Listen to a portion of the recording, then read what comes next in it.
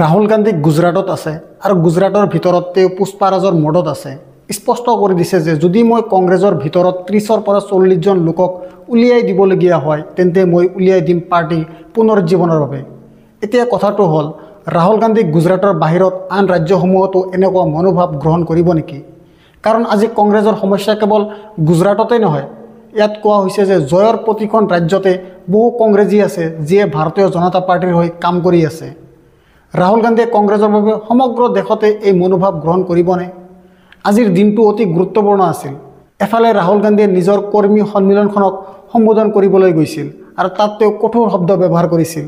আনহাতে নৱসৰীত প্ৰধানমন্ত্ৰী নৰেন্দ্ৰ মোদী আছিল।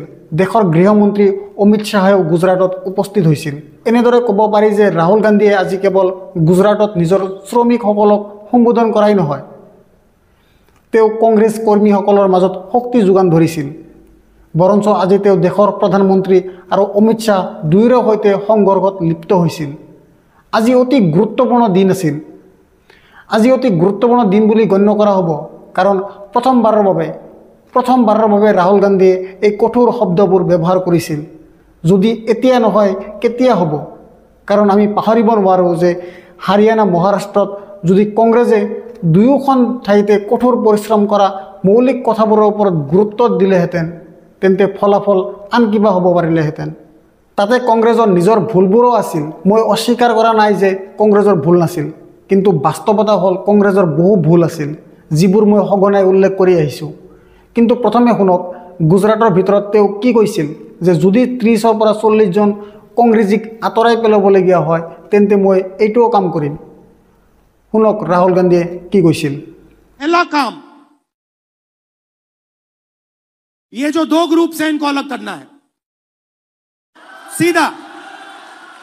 अगर हमें सख्त कार्रवाई करनी पड़ी, 10, 15, 20, 30, 40 लोगों को निकालना पड़ा, निकाल देना चाहिए।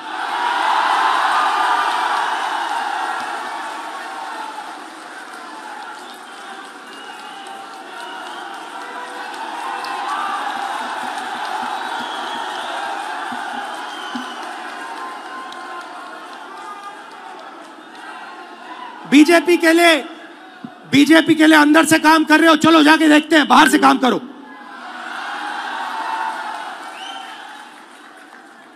तुम्हारी वहां जगह नहीं बनेगी, बाहर फेंक देंगे तुम्हें।